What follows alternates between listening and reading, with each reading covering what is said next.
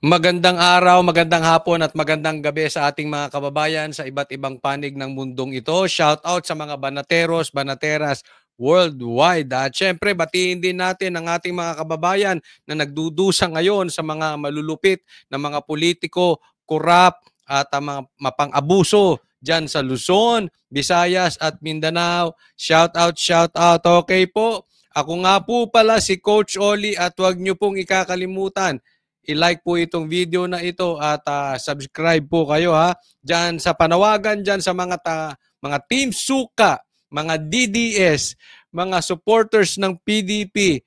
Sama-sama po tayo. Like and subscribe kay Coach Oli. Okay, ito po ang mga pag-uusapan natin ngayong araw na ito. Itong balita ngayon. Impeachment ni BP Sara hindi na matutuloy. Nako, Duterte, eto ha, katatapos lang, Duterte dinumog, siniguro niya na mananalo ang buong PDP senatoriables. Matindi yan. Pangatlo, naglaho na ang mga pangarap ni Tamba. Lintik na tao talaga to si Tamba, no? Ambisyoso. Akala mo kung sino. Nobody naman ito bago maging presidente to si Marcos. Okay? Pang-apat, sasama si Tamba sa Hawaii. Bitbitin nyo na sa Hawaii si Tamba, okay? So yan po, topic ulit ha. Huwag po kakalimutan. Pa-subscribe ulit doon sa mga hindi ko pa po subscriber. Coach Oli News PH. Simulan na po natin agad-agad dahil kay Coach Oli, bida ang balita. Nako, ito, tingnan niyo itong litrato na ito. No? Ito yung nakuha ko sa FB ni Tio Moreno. At tingnan ninyo. Ito yung 2016. Nagsimula sa ganito ang ating ang pagtatanggol ng mga Duterte sa taong bayan. Ito yan, 2016. At eto naman ngayon, yung kanina lang. Okay? This is very, very strong statement coming from the Duterte camp. Kita nyo yung dami? Dinumog po ang Duterte. Ito pong malaking bagay po ito. This is Duterte brand. Hanggang ngayon, pinakita ng Duterte yung lakas nila na wala ang mga Marcos. Pansinin nyo ang mga sorties ng Marcos.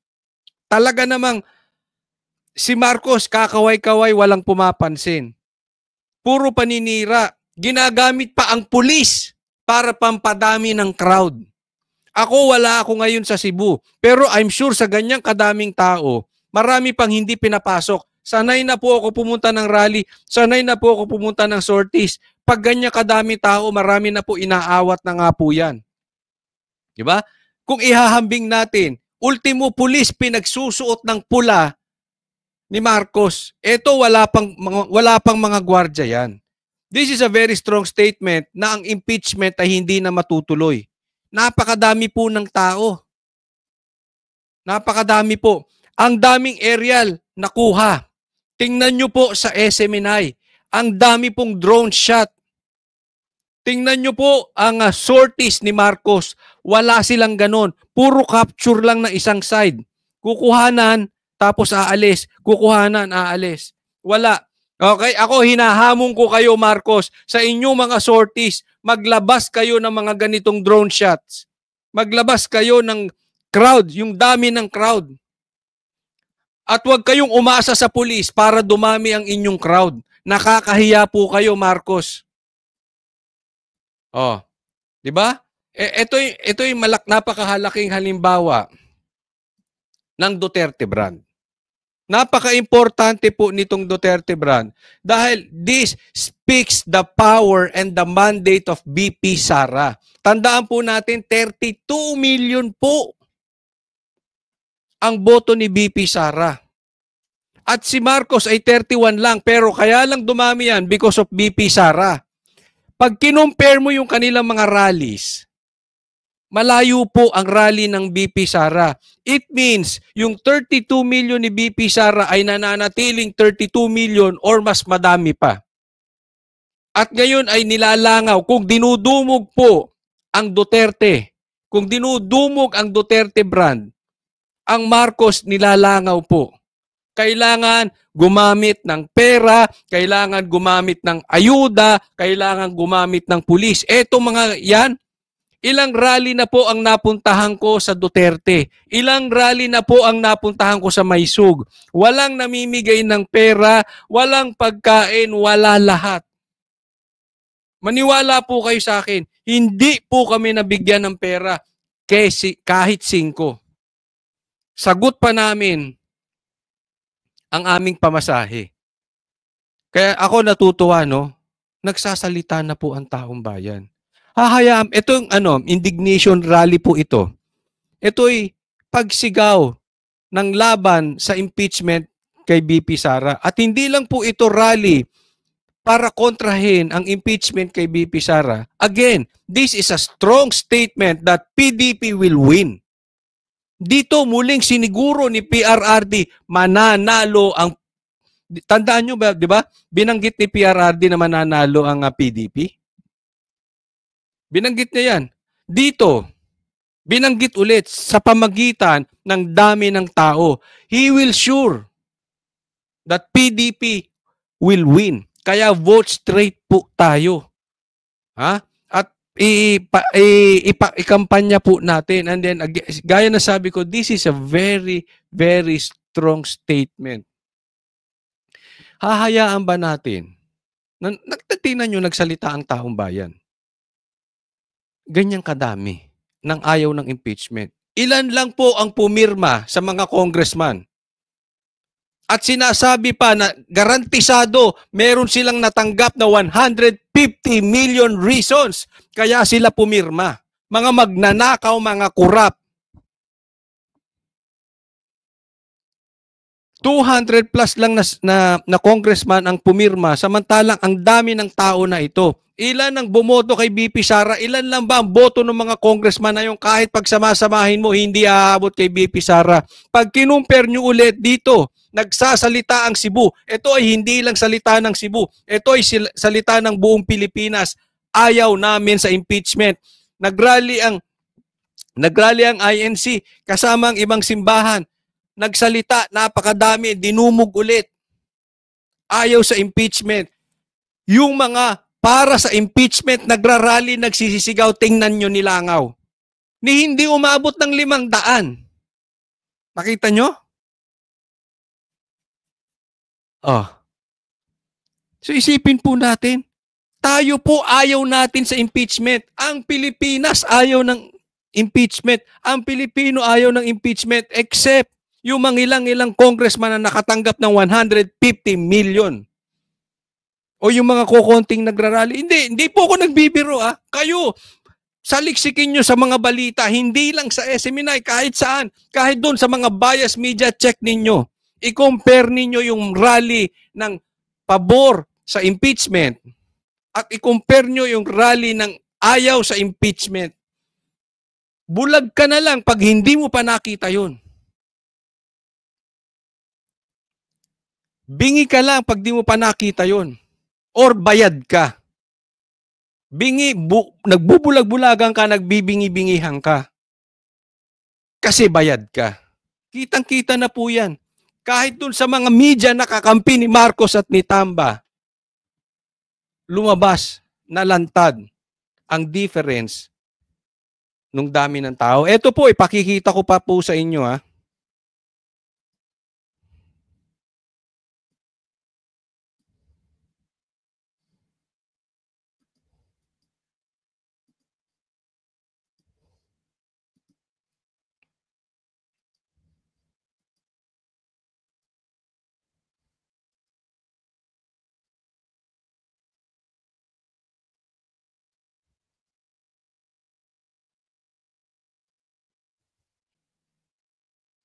Eto. Isa to sa kuha kanina. Tingnan nyo kung gaano kadami. Ito yung rally dyan sa Cebu. Tindi, no? Tanong ko sa inyo mga bashers. Kahit kayo, tanungin ko kayo mga manonood. Kahit ikaw ay pula, ikaw ay dilaw, O kahit ikaw ay mga maka-Duterte, sige lahat na po tanungin natin. Magkalapit ba yung dami ng tao doon sa ayaw ng impeachment at doon sa gusto ng impeachment? Nakita nyo yung layo? Di ba kakapiranggot? Parang sila lang ang sigaw ng sigaw. Tapos ibinabalita pa ng media. Eto ngayon lang kasi ito eh. Na? Pero after mga 2 hours, 3 hours, 4 hours, 5 hours, at ito hindi, kasi ito yung, ngayon as of now, ito yung binabalita pa lang, as of the recording of this video, ito yung binabalita pa lang sa SMNI. Wala pa to sa ibang mainstream media. Abangan natin kung ibabalita nila ito. Malagay natin after 3 hours, 4 hours, 5 hours kung ibabalita nila. Pero kung hindi nila to binabalita, they are biased. Di ba? Alam natin, kapit mga kapatid, may mga pag-asa na tayo. Unti-unti na po lumalabas ang taong bayan. At abangan ninyo, ha? Abangan ninyo. Probably bago matapos ang February, may malaking bagay na mangyayari. Posibleng may magandang mangyayari. Ang taong bayan kasi galit na eh. Lumalabas na sa kalsada. Ito oh. May pag-asa tayo. Nakikita nyo na nagbubunga po ang paghihirap ng bawat isa. Paghihirap ninyo. Pangangampanya nyo sa mga kamag-anak ninyo. Sa pagtutol at pagsigaw nyo dyan sa social media nyo, sa Facebook nyo, sa YouTube nyo, sa TikTok nyo, yung sigaw nyo na tayo inaapi ng taong bayan. Ang taong bayan ay inaapi ng gobyernong ito. Kaya maraming salamat doon sa inyo na patuloy na sumusuporta. Itong nangyari sa Cebu ay ito po ay bunga ng sigaw ng buong Pilipinas. Ito ay sa Cebu lamang. Pero alam nyo, napakalaking bagay ninyo. Hindi lang po kami mga DDS vloggers. Kayo mismo. Kayong manonood. Kayo ang nasa likod dito. Kayo po ang lakas ng loob namin. Kayo po ang tunay na nagsasalita. Kami ay parang mikropono nyo lang para lumakas ang sigaw ninyo. Pero ang tunay nagsasalita dito, kayo buong Pilipino. Kaya maraming salamat. Tuloy-tuloy lang po. At this is to encourage everyone na may nagiging resulta po yung ating dina-downplay nila ito. Pansinin nyo si Marcos, walang sinasabi ngayon nakakaasar. Wala siyang binabanggit kung hindi pogo, droga, drug war. Napaka-ipokrito nitong si Marcos. Siya nga hindi makapag-drug test eh. Siya nga ay bangag. Di umano sabi ni PRRD. At naniniwala ang taong bayan na bangag siya dahil takot siya magpa-drug test. Pero wala, dina-downplay niya to. Sama siya ng sama. Wala silang maipagmalaki. Kung hindi, dinidikit si PRRD sa pogo. Ano po ang pinagmamalaki ng Duterte?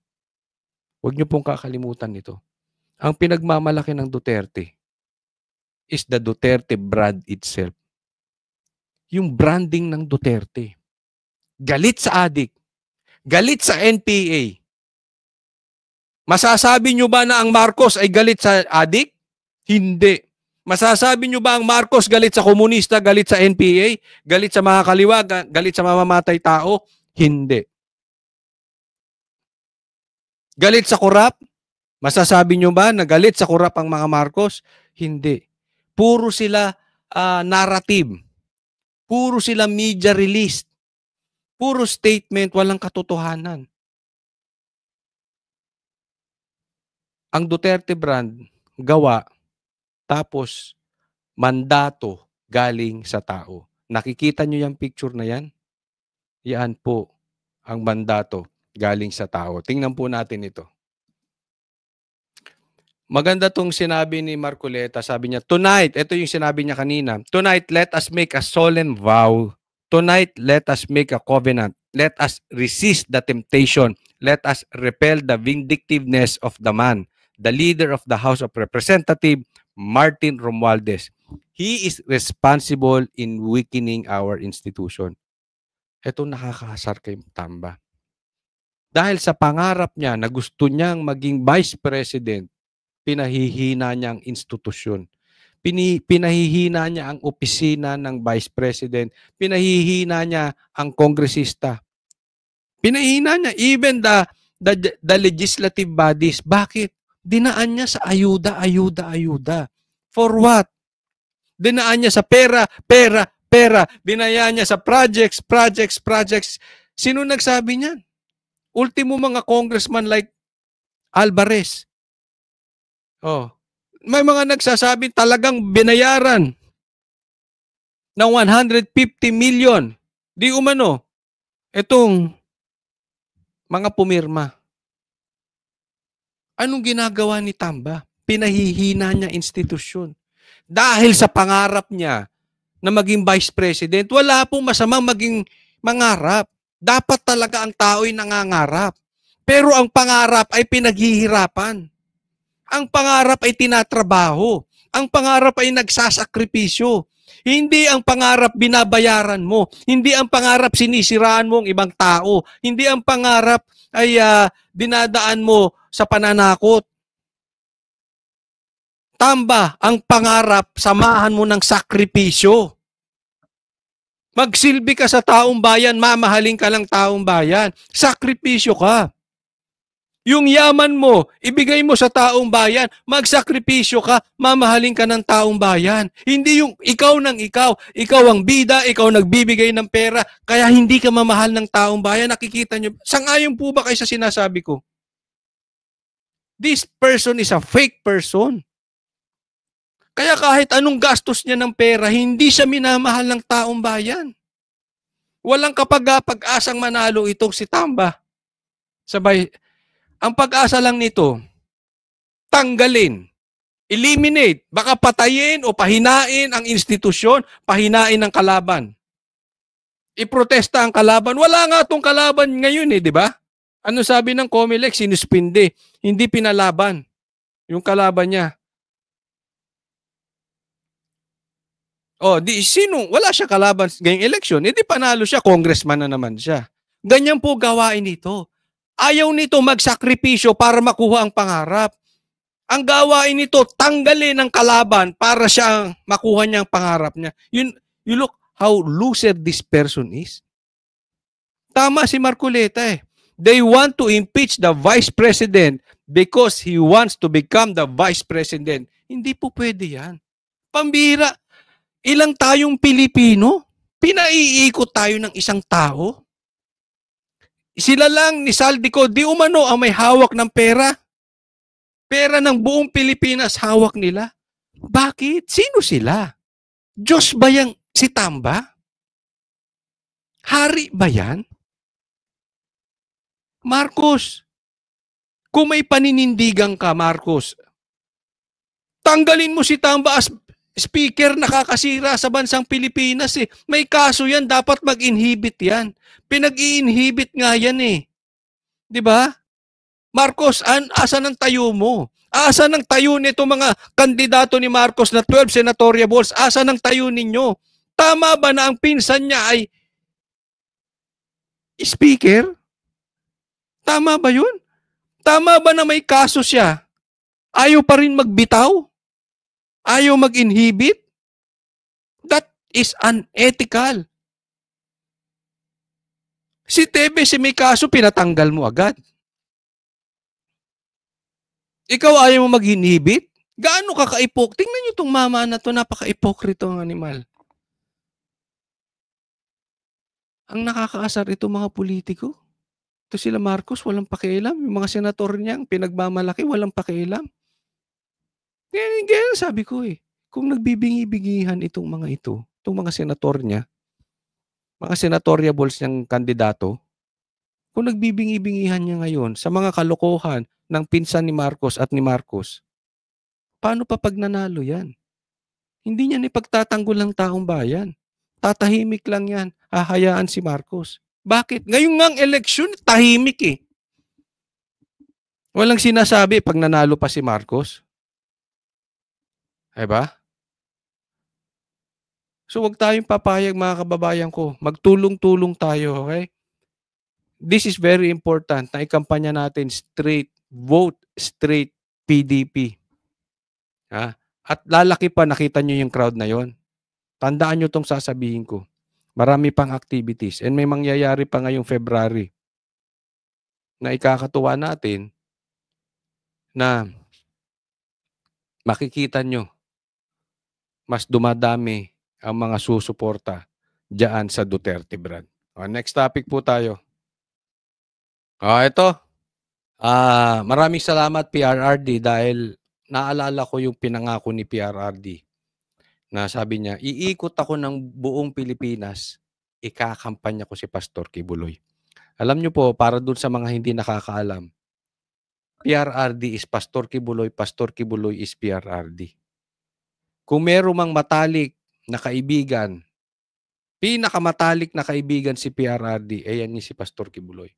Sa lahat ng tumatakbong senador ngayon, sa lahat ng mga politiko ngayon, ang pinakakaibigan ni PRRD ay si Pastor Kibuloy. At si Pastor Kibuloy, matapang, hindi duwag.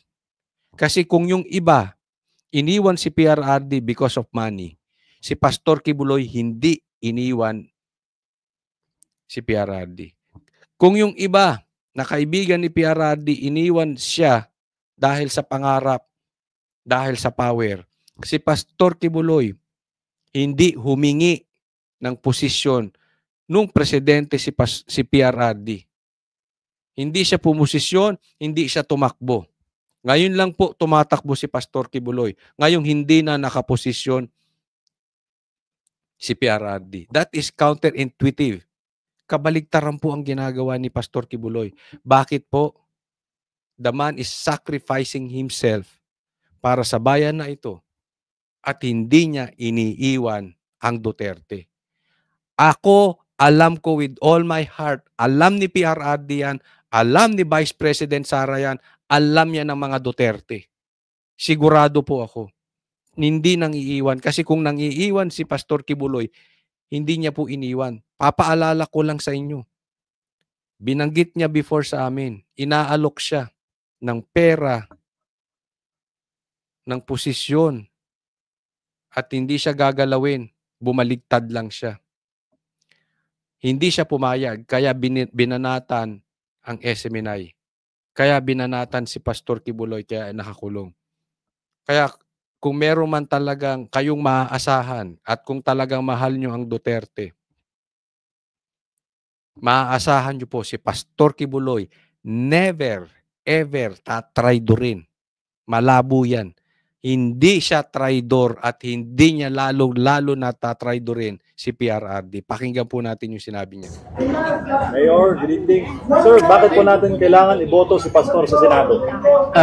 Maayong gabi maayo kay natunong nga nairali karon o maka pagawas ko sa akong sentimento sa akong mga kandidato nga akong gipili na ko ni para mag-ubad ni purong tarong ni nga tao.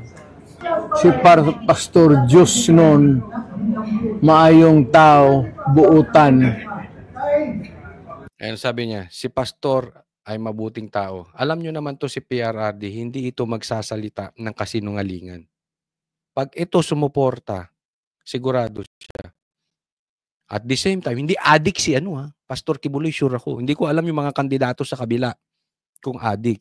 Pero to si Pastor Kibuloy, alam ko, willing ito magpa-drug test. Gusto ko nga, sabay pa ang Banateros at si Pastor Kibuloy magpa-drug test. Hindi kami takot sa drug test. Bakit? Hindi mo kami addict eh. Ewan ko yung presidente nyo, bakit takot magpa-drug test? Sinisiguro yan ni PRRD, mabuting tao si Pastor Kibuloy. Siya mismo sinasabi, wala akong nakikitang mali sa kanya. Why? Alam ni PRRD, inosente si Pastor Kibuloy. Kaya lang siya nakakulong dahil yung kanilang closeness, dahil yung kanilang pagkakaibigan. Yun lang ang dahilan kaya nakakulong si Pastor Kibuloy. Kaya pag may nagtatanong sa akin, ay, kay Pastor Kibuloy ka, ay sa kamusta mo yung kaso niya? Totoo ba yun? Sabi ko, hindi. That is political harassment. Ito, si PRRD mismo nagsasabi, inosente po si Pastor Kibuloy.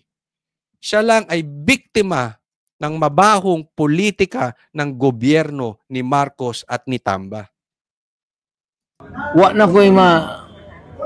ko'y makit ang sayop niya. Umuna sa Senado si Pastor.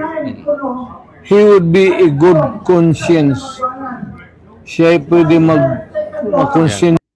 Sabi niya, siya ang magiging konsensya ng Senado. Alam mo, nabanggit ko na po ito eh. Yung standard ni Pastor Kibuloy, ang talagang pagkakakita ko sa kanya, hindi mo siya pwedeng lagyan ng pera. Hindi kailangan ng pera ni Pastor Kibuloy. Marami ang kanilang simbahan yan. And yet, ni isang kusing walang nakapangalang kay Pastor Kibuloy. Yan po ay pag-aari ng buong simbahan. No? Hindi mo siya pwedeng bili ng pera. Hindi mo siya pwedeng bili ng power. Anong ibig sabihin nito? Tataas ang standard ng Senado. Pag merong palpak dyan, kahit kaalyado pa yan, pag mali, mali. Parang banateros. Pag mali, banatan. Pag banatan. Pag tama, palakpakan. Alam ko ganyan din ang magiging attitude ni Pastor Kibuloy sa Senado. Hindi yan tatahimik kung kahit kaibigan, kung mali ang ginagawa. Siya ngayon ang magiging liwanag. Matatakot sila. Yan yung sinasabi ni Siya ang magmumulat, siya ang magmimistulang konsensya sa Senado. Kasi kung meron silang kontsabahan gagawin doon at mali at korupsyon, alam nila mapapahiya sila kay Pastor Kibuloy. At hindi lang yan. Alam nila si Pastor Kibuloy may sariling media, ang SMNI. Magsasalita yan. Kami sasabihin namin ang mali dyan sa Senado. Hindi nila pwedeng patatahimikin si Pastor Kibuloy. Kay Pastor Kibuloy, pag mali, mali. Siya diha sa conscience sa Senate. Nakulang sila diha og lecture sa unsay maayo, unsay tarong, unsay dili. Si Pastor, akong gitan-aw nga mo'y magda sa kabag-uhan diha sa Senado. Yun, ako naniniwala dyan. Ganda nito. This is very crucial. Si Pastor ang magdadala ng pagbabago sa Senado para sa Diyos. Ulitin ko yan. Si Pastor Kibuloy ang magdadala ng pagbabago sa Senado para sa Diyos. Isa-isahin natin. Isipin ninyo, kung magbabago ang Senado, napakalaking bagay. Why? Ang Senado po, bagamat ito'y katumbas ng House, ng lower house, sila po ay mataas ang mandato galing sa taong bayan kasi nationwide po ang boto. Isipin ninyo, kung magbabago ang Senado, ang laking maitutulong sa bansang Pilipinas. Ang House of Representatives sa pangunguna ni Speaker, nabubulok. Nabubulok na po sila, inaagnas na po, napapanis na, inaamag na. Pasira na po ang House of Representatives. Andyan po si Tamba at mananalo pa yan kasi walang kalaban. At sigurado yan pa rin ng Speaker. Mabaho dun. Pero imagine niyo kung magbabago ang Senado. Mababago ni Pastor Kibuloy. Malaki pag-asa ng bansang Pilipinas. And higit sa lahat, para sa Diyos. Alam mo, ako naniniwala ako. Because we are a Christian country. Pero dahil sa ganito ang ugali ng mga Pilipino, kaya din tayo naghihirap eh. Kasi we are claiming the only Christian country in Asia and yet this is what we are doing. No? Pag magbabago ang Senado para sa Diyos, malaking bagay po yan. Napakalaki po ng maitutulong ni Pastor. At gustong-gusto ko yung sinabi ni Pastor, no? Nung kanya, through his representative kanina na nagsalita na si Brother Carlo, ang sabi niya, itutulak niya po ang death penalty para sa mga kurap. Sa mga kurap. Ako sang-ayon ako dyan. Kaya po nagdudusa ang bansang Pilipinas dahil sa mga kurakot ng mga government officials. Alam mo, gusto ko po sila talagang maparusahan. Isipin mo, yung mga simpleng Pilipino, wala nang makain. tapos ninanakaw pa nitong mga korap na upi. Dapat talaga dyan death penalty. And I really hope na isama din ni Pastor Kibuloy na ang mga drug user, even drug user lang pero politiko ka, dapat death penalty rin. Kasi hindi ka dapat drug user. Kahit drug user ka lang, kahit hindi ka drug lord, bakit ka magiging drug user? Humahawa ka ng mataas na posisyon. Sana isama yan. Ako sa akin lang naman. Isama ni Pastor Kibuloy na sa death penalty yan. But yung na binanggit niya na mga korap, itutulak ngayon death penalty. Maganda po yun. Para sa Diyos. So, Pastor, I wish you luck. Ug gihawag na kong mga tao nga butohin ninyo Pastor. Yan. Panawagan ni PRRD, iboto po natin si Pastor Kibuloy. Si PRRD na po mismo ang nagsasalita niyan. Humihingi po ng tulong at ikampanya po sa inyong mga kamag-anak. Kaya dili yun mo magmahay. Ganda niya, no? Dahil siguradong hindi kayo magsisisi. Si PRRD po yan. Alam naman natin, pag nagsalita ito, hindi ito parang si BBM na magiging 20 pesos ang bigas, hindi. Na hindi pa papasukin ng EDCA pero pinapasok. Na walang baril na pumasok sa KOJ si Siege pero ang daming baril. Ang salita ni PRRD ay hindi katulad ng salita ni BBM na laging sablay. Pag si PRRD nagsalita, sigurado kayo. Dahil siguradong hindi kayo magsisisi para kay Pastor Kibuloy, sabi ni PRRD. Huwag po kalimutan, like and subscribe para sa Diyos at Pilipinas nating mahal.